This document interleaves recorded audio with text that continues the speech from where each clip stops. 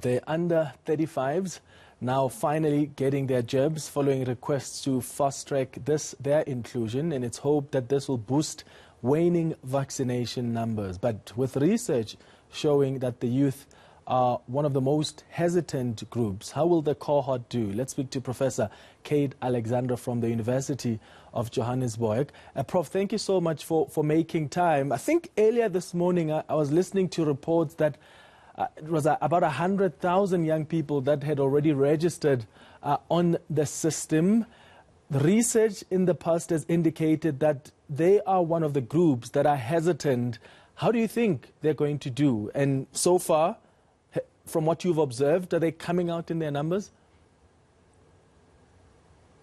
Yes, they're certainly coming out in their numbers. I've known lots of people who have been queuing and getting their vaccination. But I am worried. I am worried because this is exactly what happened with the slightly older age group.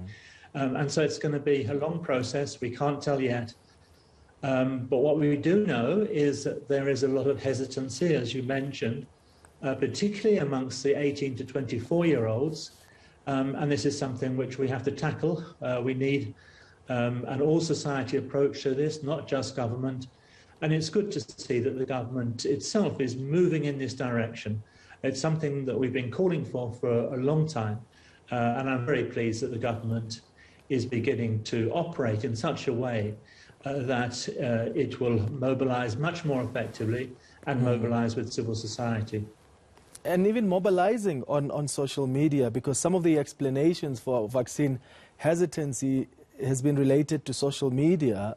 That's where really the fake news are playing themselves at. Do you get a sense that government, and how do you think government itself can play in those spaces to make sure that there's constantly correct information, factual information that's dominating the spaces where young people are spending so much time on?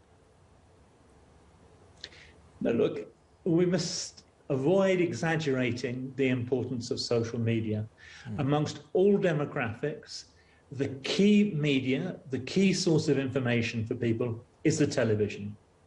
And there are problems with social media, and it's important to contest that space, and the government tries to do that, and other people try to do that. I don't know whether they're really up to dealing with TikTok, which is going to become an increasing problem. And the second most important space for young people is the radio. So let's not exaggerate the problem with social media.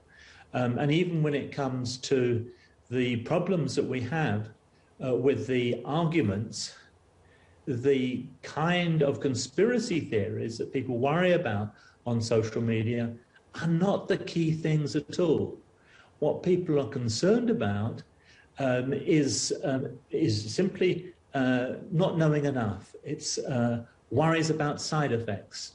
And it's those kind of things that we have to concern ourselves with most of all.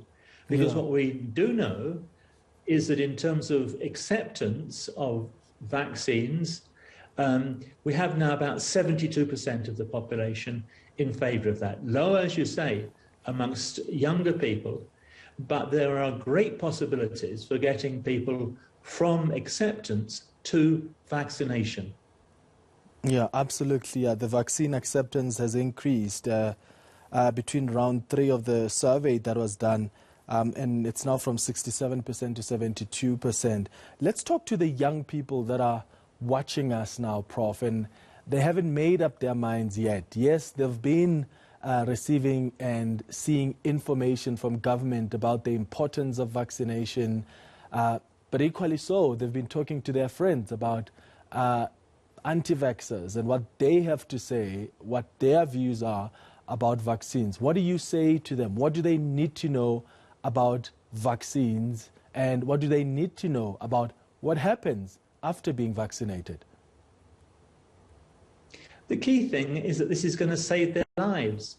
And when you talk about peer influence, the peer influence will begin to shift in the other direction. As more and more young people get themselves vaccinated, that'll have a knock-on effect. Partly because there are all sorts of fears about the impact of vaccination on people's lives, the side effects. And once people can see that there aren't these side effects, then they'll begin to realise that it's beneficial to get yourself vaccinated. The second issue is that vaccination protects your loved ones. And if you don't get vaccinated, there is a chance that people will simply get mild forms of COVID-19 and then pass it on to their families, who will get it much more seriously and may even die. And just remind them about the side effects. I was speaking to 2 young people this morning. They're very excited about being vaccinated. They've already registered on the system, but they kept on saying, oh, but I'm not scared because I don't know how I'm going to be reacting to this. What are the kind of side effects? And I know it depends on everyone and how your body responds to the vaccine, but what are the kind of side effects they can expect? Well, they're minimal. I expect you've been vaccinated, I've been vaccinated, and it really isn't such a big deal. I think I had a slight headache, other mild effects, and I'm sure most people will be like that. With my second shot, I had no side effects whatsoever. There are very few people who have very significant effects. There have been a number of claims of people dying from COVID, all disproved by SAPRA. So we really shouldn't worry about significant side effects, and people will begin to learn that from themselves, from their peers. Prof, thank you so much for making time. Professor Kate Alexander is with the University of Johannesburg.